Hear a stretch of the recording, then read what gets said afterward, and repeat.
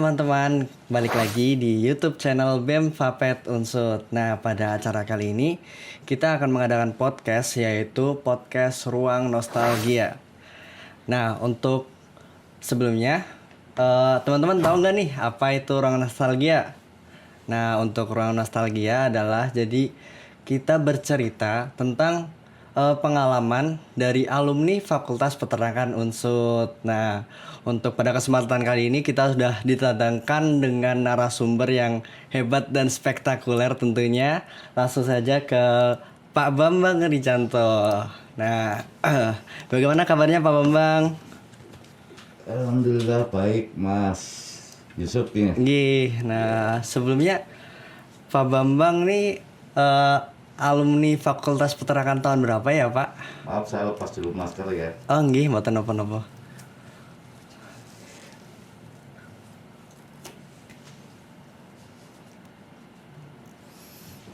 Jadi Mas Yusuf, ya saya alumni 86, Oh nggih. nomornya 1646, sama si Apal ya, kelasnya kelas B. Kelas B nggih Pak. Nah untuk kan Bapak dari angkatan 86 nih. Nah sebelumnya nih Bapak kenapa sih memilih Fakultas Peternakan gitu? Kenapa memilih untuk jadi program studi di fakultas gitu Pak? Ya, ini saya harus jujur ya jawabnya ya. Nggih Pak. Iya. Sebetulnya dulu Fakultas Peternakan ada pilihan yang kedua atau ketiga. Saya milih waktu itu Fakultas Kedokteran UGM. Tapi saya nggak diterima. Hanya saya diterima di Fakultas Peternakan Unsut awalnya. Tapi begitu udah kuliah, saya malah jadi bersyukur sekali. Kenapa Saya tuh, Pak? bangga jadi Fakultas Peternakan Unsut gitu. Ya jujur ada cerita lucu. Dulu saya nggak suka ternak, termasuk ke ayam aja saya nggak berani pegang. Kalau orang Jawa bilang itu gigu ya, jadi itulah. Nah, saya juga bingung kenapa kok saya masuk Fakultas Peternakan. Ya meskipun awalnya terpaksa, tapi dalam perjalanannya sampai terus di cerita kehidupan saya berbalik 180 derajat. Saya malah bersyukur jadi alumni Fakultas Peternakan dan juga bangga gitu. Ya itu sejarah saya masuk Fakultas Peternakan. Ya jujur saya terpaksa tapi jadi rasa syukurnya malah luar biasa ya. Iya. Nah paling untuk yang berikutnya tuh kayak perjalanan gitu Pak. Kan proses Bapak di Fakultas Peternakan dari semester 1 sampai semester akhir nih. Nah itu secara perjalanan garis besarnya gimana sih Pak? Kepo nih. Ya kembali harus jujur tapi sedikit agak bukan sombong ya. Tapi saya beruntung, alhamdulillah puji Tuhan, saya selesai 7 semester lebih waktu itu. Ya dalam perjalanan itu ya ceritanya IPK saya sih di atas 3. Tapi waktu angkatan saya IPK 3 itu sesuatu yang spektakuler. Sangat jarang. Dulu nilai D sama C itu paling sering, E juga banyak. Ya mungkin kalau sekarang sepertinya nilai E jarang ya. Jarang Pak. Jarang. Oh dulu malah paling banyak. A sama B itu spesial. Ya saya beruntung. Ya dari awal saya bisa ngikutin. Ya dari awal nilai saya ya nggak tahu pokoknya AB terus. Jadi saya cepet lulusnya ya Pak. 7 semester lebih lah saya. Ya itu satu keberuntungan saya. Tapi ya dari yang terpaksa jadi senang gitu loh. Dari yang benci jadi cinta. Itu mungkin ceritanya ya. Seperti itu. Nah untuk selanjutnya nih ya Pak, kan dari proses semester 1 sampai semester 7 lebih sedikit mungkin ya Pak ya. Nah pasti ada dong suatu peristiwa atau suatu momen yang nggak bakal bisa atau nggak akan pernah Bapak lupain nih. Kalau momen seperti itu, iya momen-momen spesial gitu Pak. Ya banyak ya, yang suka ya banyak, yang duka ya banyak. Ya itulah Fakultas Peternakan penuh dengan kenangan ya. Kan contoh ya saya dimulai dari yang yang menyenangkan ya. Yang menyenangkan justru di Fakultas Peternakan itu kita bisa rasa pertemanan persaudaraan itu benar-benar terjalin. Kita hampir 24 jam bareng-bareng sama teman angkatan praktikum dari pagi sampai malam. jadi ada rasa asik ya. Nah kemudian kalau pengalaman tadi saya ingat dulu kita pernah ada praktikum, zaman dulu saya itu praktikum babi ya, ya di Baturaden. Karena teman saya membuktikan satu teori bahwa babi mudah stres, monogastrik. Jadi kalau mau panen distresin, bobotnya disusut. Teman saya sangat kreatif, langsung dipraktekin, babinya ditendang dulu gitu loh. Ya betul, memang babinya kaget, saking kagetnya sampai mati. Nah yang terjadi kita mahasiswa suruh ganti gitu loh. Rasanya senang karena membuktikan teori nyata praktek, tapi juga sedih. Uang kos pas-pasan ya dia harus ganti gitu ya Pak ya. Tapi itu konsekuensinya, itulah keasikannya. Kemudian kalau yang senang ya, saya masih ingat waktu itu kita praktek apapun, kambing dan sebagainya, dari dosen-dosen itu ada yang baik-baik, yang kambing itu terakhir selesai praktikum dibikin sate, kita diundang ke rumahnya. Itu yang baik-baik ya. Yang nggak baik juga ada sih ya. Ya kurang lebih seperti itulah. Tapi di peternakan sekali lagi nilai praktikum itu luar biasa ya. Meskipun seolah sepele, tapi di situ kita dibangun kekuatan mental, fisik ya. Persaudaraan itu akan disadari kemudian hari. Nah kalau dalam kegiatan praktikum nih Pak ya, nah seputar praktikum nih, biasanya tuh praktikum ada yang sampai malam nggak sih Pak? Ya sangat sering ya. Sering ya Pak ya? Apalagi zaman saya dulu 86, nggak tahu yang sekarang, kayaknya semua ternak kita praktikum. Ya, hampir semua pemeliharaan, ada yang dikontrol jam 1 malam, jam 3 malam, termasuk penelitian saya pun udah jam 3 pagi. Jadi tapi percayalah ya bahwa kita dilatih, yaitu keuletan, ketahanan, itu yang mungkin mohon maaf kita spesial dibandingkan fakultas lain yang ada di Unsur. Daya tahan anak-anak peternakan biasanya lebih jago. Tahan banting ya Pak. Tahan banting. Itulah kelebihan kita ya. Nah kalau mungkin seputar peternakan nih Pak ya. Nah kalau waktu zaman dulu nih, zaman Bapak, sekiranya ada nggak sih Pak yang kayak cinlok gitu Pak? Ya seingat saya malah rekor ya dibandingkan semua fakultas peternakan terbanyak ya. Kenapa tuh Pak? Ya itu mungkin saking padatnya kesibukan kuliah ya, dari kuliah, praktikum, tugas dan sebagainya. Teman-teman ini nggak sempat untuk main ke yang lain gitu loh. Jadi hanya ya yang ada ya di sebelahnya gitu loh. Ya angkatan saya pun mungkin ada sekitar 30 pasangan ada ya. Angkatan saya, angkatan yang lain pun ada yang lebih banyak. Itu kekasan kita. Ya mudah-mudahan juga ini dipelihara terus, inbreeding di peternakan gitu. Nah, tadi kan untuk seputar pengalaman selama studi di Fakultas Peternakan ya Pak ya. Nah mungkin untuk selanjutnya nih, kesibukan Bapak nih ya, kesibukan Bapak pada saat ini nih lagi ngapain sih gitu? Lagi sibuk kalau apa? saat ini ya. Kalau saat ini saya boleh katakan ya saya sudah mulai menikmati mungkin masa bukan tua ya, saya masih 55 kan sebelum tua ya. Tapi paling nggak udah prepare ya. Sama kata ya saya sebagai praktisi ya, sebagai akademisi ya. Tapi untuk yang lebih ringan-ringan lah, dalam bisnis pun saya main yang aman, kecil ya, dalam safety, dan juga saya ngajar sebagai dosen. Ya jadi ya lebih menikmati ya. Waktu zaman umur 20 sampai 40 itu wah kita kerja kelas luar biasa gitu ya. Jadi kegiatan saya akademisi sama praktisi. Nah sebelumnya nih kan saya dengar juga nih Bapak tuh menjadi ketua umum Kafapet, betul Pak? Betul ya. Nah sebelumnya nih saya pengen tahu gitu Pak, Kafapet tuh apa sih gitu? Kafapet ini kalau singkatannya keluarga alumni Fakultas Peternakan, singkatannya. Sejarah terbentuknya ini kalau tidak salah zaman almarhum Pak Edi Suprapto dan Pak Widi. Ya itu saking lah itu kebersamaan kita waktu kuliah. Ya profesional kan luar biasa masuk peternakan ini. Begitu kita lulus bisa mungkin rasa kangen. Ya, benar. Ada lah dibentuk sering ketemu reuni lah bahasa cerita. Nah, ya jadi muncul ide-ide gimana nggak dibikin organisasinya aja supaya lebih jelas dan kalau reuni lebih bisa bareng-bareng semua lintas angkatan dan sebagainya. Makanya ada dulu IKFAPET dulu namanya. Ikatan ya Keluarga Alumni. Tapi mulai 2014 kalau tidak salah itu jadi KFAPET Unsur. Keluarga Alumni Fakultas Peternakan Unsur. Ini lintas angkatan, lintas profesi, lintas strata, macam-macam pokoknya semua alumni Fakultas Peternakan itu bisa kumpul suatu saat di acara KFAPET. Kumpul jadi satu ya, Pak ya.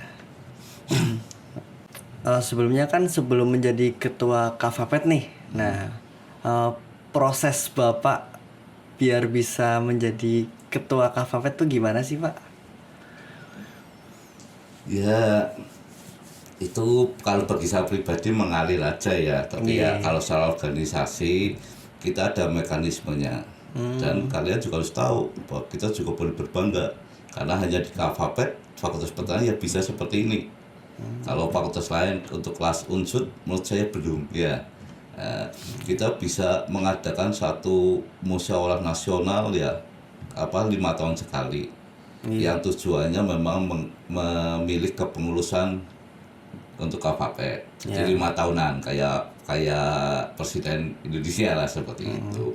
Jadi tiap 5 tahun ya dimulai munas yang benar-benar demokratis. Kita ada wilayah-wilayah sampai semua punya hak suara itu 2016 dimulai 2016 dan nggak tahu gimana ini suatu proses suatu amanah karena dulu saya ketua KFAPET wilayah Banyumas saya termasuk salah satu nominasi untuk menjadi ketua umum KFAPET. Nah, sebelumnya itu ketua KFAPET teman saya juga Mas Minto ya sebelumnya ya. Tapi ini acara munas pertama itu 2016. Semua wilayah sampai Jawa Timur, luar pulau hadir. Dari Sabang sampai Merauke ya, Pak ya. Memilih ketua umum KFAPET. Nah, 2016 Mas itu ya amanah saya terpilih malah waktu salah aklamasi ya kita. Terus yang kedua kemarin 2021 ini lebih seru Mas. Gimana tuh Pak? Ada 5 calon, 7 malah. Banyak berarti ya Pak ya? Ada penjaringan, ada apa dan sebagainya. Itulah KFAPET ya. Intinya kita kan organisasi kekeluargaan. Ya dimana kita secara formal ke organisasi kita punya suatu wadah para alumni bisa bersay hello lah. Saling silaturahmi dan sebagainya. Akhirnya ada munas lagi kita jadi contoh fakultas lain. Ada 7 kandidat dan sebagainya, ada penjaringan, ada penyampaian visi misi, diikuti Sabang Merauke ya. Itu 2021 itu satu pengembangan kekeluargaan dan demokratis yang baik gitu. Kita semua ya bertarung visi misi, tapi akhirnya kita tetap bersaudara dan memang di situ ya udah menjadi amanah lagi. Saya kembali diberi amanah untuk periode kedua ini. Berarti sekarang 2 periode ya Pak? 2 periode kedua lagi. Iya. Nah waktu yang munas kedua nih Pak, kan tahun 2021. Nah itu lagi marak-maraknya coronavirus ya Pak ya. Nah itu munasnya gimana tuh Pak? Secara Zoom meeting atau offline secara bertemu langsung? Secara katakan boleh bahasa simpelnya 50-50. Jadi ada yang hadir teman yang di Purwokerto ya tanpa fakultas dan teman-teman yang dari luar kota lebih banyak secara online. Iya, kita teknologi canggih sekarang ya nggak jadi halangan seperti itu. Termasuk sampai pelantikan apapun kita masih online ya. Waktu itu kan lagi COVID ya. Nah itu ya berjalan seperti itu Mas. Nah kalau untuk program kerja dari KFAPET sendiri nih Pak, nah mau tanya buat KFAPET tuh ada program kerja apa aja sih Pak? Ya namanya suatu organisasi Mas, pasti ada program kerja. Malah kita juga bersyukur kita punya ADRT. Ya mungkin yang lain juga belum tentu ada. Kita fakultas peternakan ini menurut saya, mohon maaf, bukan karena saya orang fakultas peternakan ya, ya selalu mendahului lah dibanding yang lain gitu ya. Kita punya ADRT, punya program kerja, punya kepengurusan, punya wilayah dan sebagainya. Iya, ya program kerja ya selama saya diberi amanah, saya sih simpel-simpel aja Mak. Program kerja prinsip saya nggak usah banyak-banyak, tapi yang realistis bisa dieksekusi. Iya, benar. Nah, contoh program kerja yang periode kedua ini saya hanya kurang lebih 3. Apa aja itu? Ya, pertama, meskipun tidak langsung kita waktu itu mensupport, mendukung penuh yang kebetulan alumni kita, Prof. Sotik waktu itu kan Oh iya, benar di Bapak Rektor. Iya. Iya. Itu salah satu program kerja kita juga, minimal kita wajib mendoakan beliau ya, mendukung dan sebagainya lah gitu. Nah, kedua ya kita punya program kerja, satu target minimal di kepengurusan kita yang kalau saya ngomong sih terakhir ya harusnya ya kan 2 periode ya. Itu ada 30 wilayah yang bisa terbentuk. 30 ya Pak? Iya. Dari Sabang sampai Merauke itu ya Pak ya? Ya, kalau alumni Sabang Merauke sama luar negeri banyak, tapi organisasinya. Iya. Nah, kemarin alhamdulillah puji Tuhan, November tahun kemarin kita buka Bali, ya, itu yang jauh ya. Iya. Kita Bali, terus ada yang baru kan Magelang dan sebagainya. Ya mungkin nanti ada, ini udah 22. 22. Kurang 8 gitu. Ya, Target 30 Pak. 30 ya. Sebenarnya tahun ini juga mungkin tahun depan bisa gitu ya. Tapi kan semuanya harus berproses ya. Benar, yang ketiga, nah inilah justru yang menjadi amanah saya untuk periode kedua ini. Ini poin pentingnya. Ya sedikit saya ada cerita, sebetulnya di periode kedua saya sudah mengundurkan diri ya. Ya karena ya dari usia, kondisi fisik dan macam-macam kan, lebih baik yang muda gitu. Tapi atas berbagai hal, terutama dari para senior-senior kita, nah ini menjadi amanah yang krusial buat saya, menyiapkan generasi berikutnya, regenerasi. Ya, mudah-mudahan periode kepengurusan yang akan datang ini angkatan 2020. Ya, mudah-mudahan ya. Jadi ini tugas berat kita melihat, mengkader ya dan sebagainya. Nah itulah Kafapet. Tapi inti dari keberadaan Kafapet adalah ya pertama itu silaturahmi ya. Persaudaraan. Ya. Dari rekrutmen yang saya tahu, saya sering diskusi sama Bu Dekan dan sebagainya, Fakultas Peternakan boleh berbangga. Untuk masalah lapangan kerja sekarang kan nggak sesulit zaman saya. Banyak rekanan, mitra-mitra yang malah justru ke kampus jemput bola. Benar, itu berkat perjuangan alumni-alumni. Ya ada cerita ya. Pertama saya masuk kampus 2014, setiap ada acara itu nggak ada karangan bunga Mas. Karangan bunga ya 1-2 nih. Tapi setelah kita masuk, kebetulan zaman dulu dekannya saya ingat Pak Sotik yang jadi rektor. Ya karena saya bersahabat sama beliau, ya sampai guru Pak, saya bukan jamin ya, setelah ini lebih dari 10-20 karangan bunga. Nah yuk kita ajak mitra-mitra dari pabrikan, CP dan sebagainya. Nah kebetulan saya juga bergerak di bisnis itu gitu loh, jadi kan ada kemudahan. Nah, kemudian berkembang kan sampai tenaga kerja dan sebagainya. Ini yang membanggakan kita. Ya. Jadi sampai sekarang yang saya tahu, pabrik apapun itu pasti ada orang peternakan unsur. Nah ini bisa terjalin ya, saya sebagai ketua umum Kafapet mewakili teman alumni, ya salah satu peran dari alumni yang menjembatani antara mitra-mitra stakeholder di luar fakultas dan fakultas. Ya, yang inilah peran yang paling utama selain persaudaraan dan sebagainya untuk kampus dan rumah untuk adik-adik mahasiswa ya ini. Jadi bisa jadi jembatan ya Pak ya buat adik-adik yang selanjutnya. Betul. Dan itu real terjadi. Kalau bukan karena kakak-kakak kelas ya kalian, ya kayaknya nggak seperti ini. Iya. Nah paling nih ya Pak, buat antara Kafapet sendiri nih dengan mahasiswa, terutama mahasiswa Fapet yang sekarang nih, Nah, dalam untuk pendekatan hubungannya tuh seperti apa sih Pak? Antara Kavapet dengan mahasiswa yang sekarang, mahasiswa Kavapet yang sekarang. Kalau hubungan secara katakan institusi sebetulnya nggak harus ya, karena mahasiswa pasti dengan fakultas. Iya. Ya, tapi Kavapet kakak kelas kalian kan tidak diem, nggak cuma senang-senang silaturahmi, reuni dan sebagainya. Contoh paling gampang mas, ya banyak hal di peternakan itu yang katakan disupport oleh alumni, termasuk wujud fisik ya. Itu sangat banyak ya nanti lain waktu kita ceritakan lah. Kemudian juga mungkin Mas Yusuf sering melihat banyak kakak kelas kita yang datang ke fakultas. Nah, entah itu mewakili institusi, mewakili perusahaan ataupun secara pribadi. Itu hubungannya ya. Tapi kalau hubungan cara katakan lebih langsung dan sebagainya memang bukannya kita nggak mau kan ranahnya itu. Jadi kembali menjembatani ya, fakultas melatih mahasiswa, meluruskan mahasiswa. Begitu dilepas, sebelum dilepas alumni kakak kelas mendampingin. Seperti itu mas.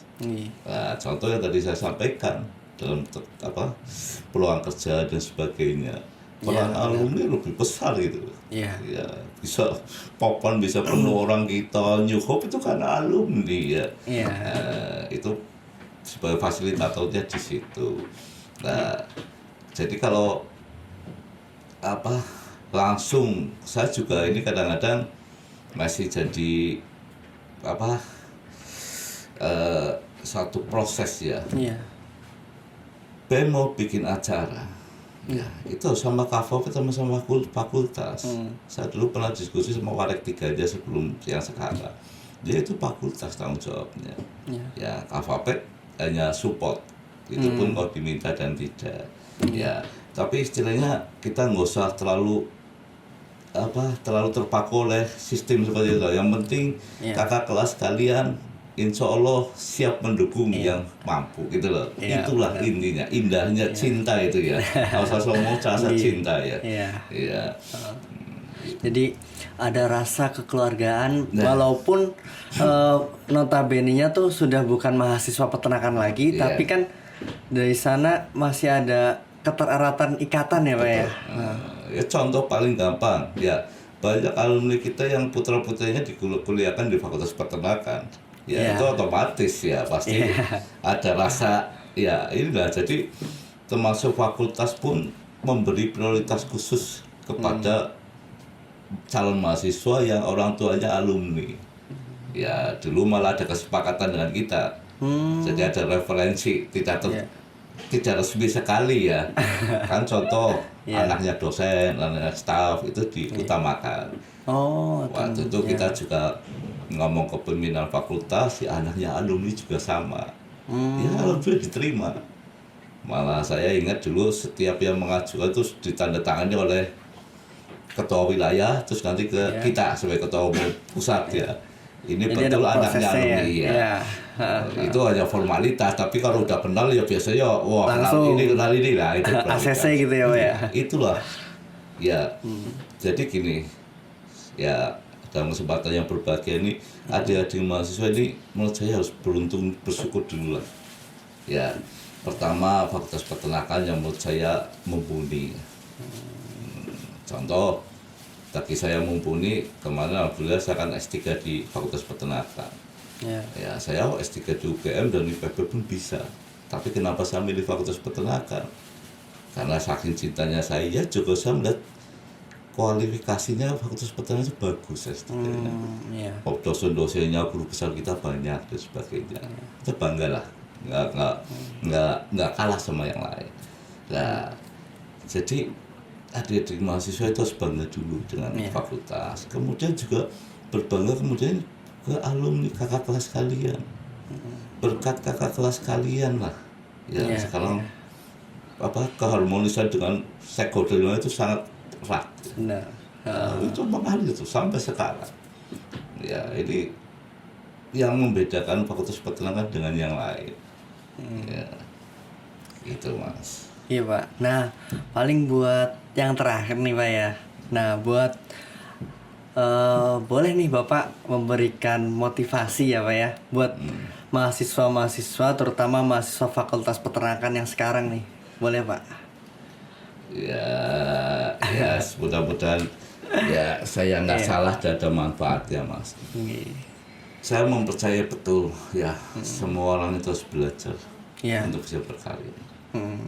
Ya kebetulan saya juga dosen, saya juga selalu sampaikan ke adik-adik mahasiswa saya jadi dosen di Universitas Nahdlatul Ulama ya, Purwokerto. Kalian harus punya ilmu belajar. Misal kalian jadi mahasiswa peternakan, suka ternak sapi potong, ya belajar sapi potong. Bisa lah cerita A sampai Z sapi potong. Yang lainnya memang harus dipelajari basic. Itulah ilmu. Ya. Jadi jangan sampai ya saya kok punya keyakinan mahasiswa sekarang pasti lulus lah. Asal ujian, absen terpenuhi, praktikum, laporan semua pasti lulus ya. Ya. Tapi kalau cuma lulus punya megang ijazah yang menurut saya nggak akan dilihat tuh nantinya itu.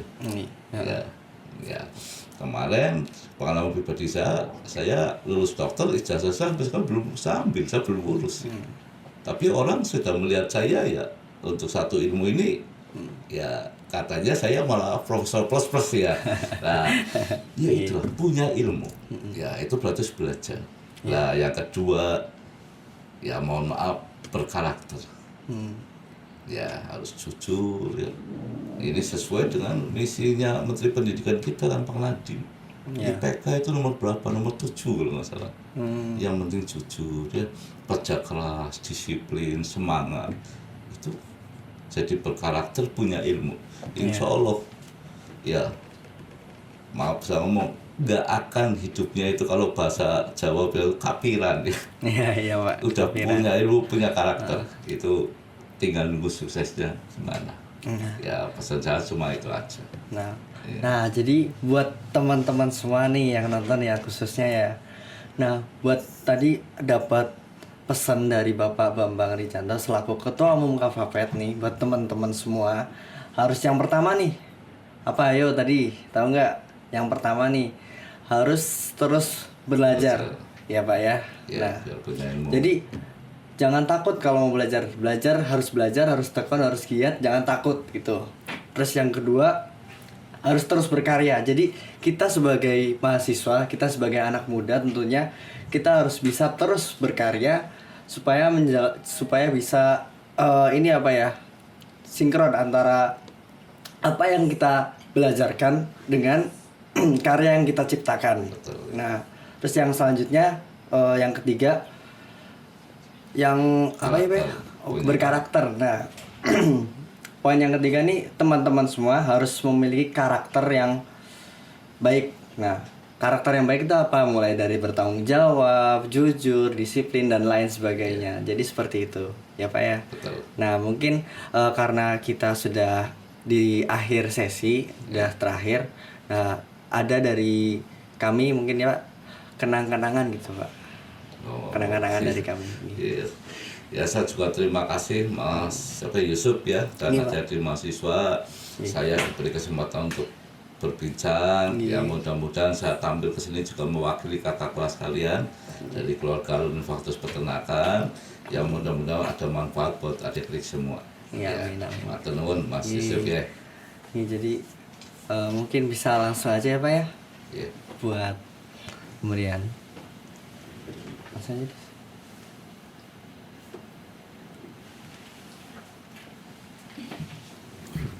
Ini ya, punten. Foto dulu ya.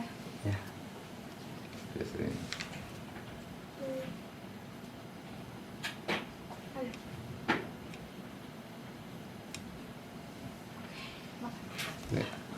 Aduh, makasih nih. Nah, paling udah cukup sekian. Terus sebelumnya terima kasih kepada Bapak Bambang karena sudah menyempatkan waktunya untuk hadir pada acara podcast kami, podcast yaitu Ruang Nostalgia yang kedua berarti Pak. Ini Pak. Ya. Matur nuwun ya. Matur nuwun mahasiswa semua ya. Ini Pak sami-sami. Nah, jadi dapat pesan nih dari Pak Bambang buat teman-teman semua. Yang pertama, buat teman-teman harus rajin belajar, tekun belajar, dan jangan pernah takut untuk belajar. Yang kedua, teman-teman sebagai mahasiswa, sebagai anak muda bangsa, tentunya harus terus berkarya menciptakan karya-karya baru.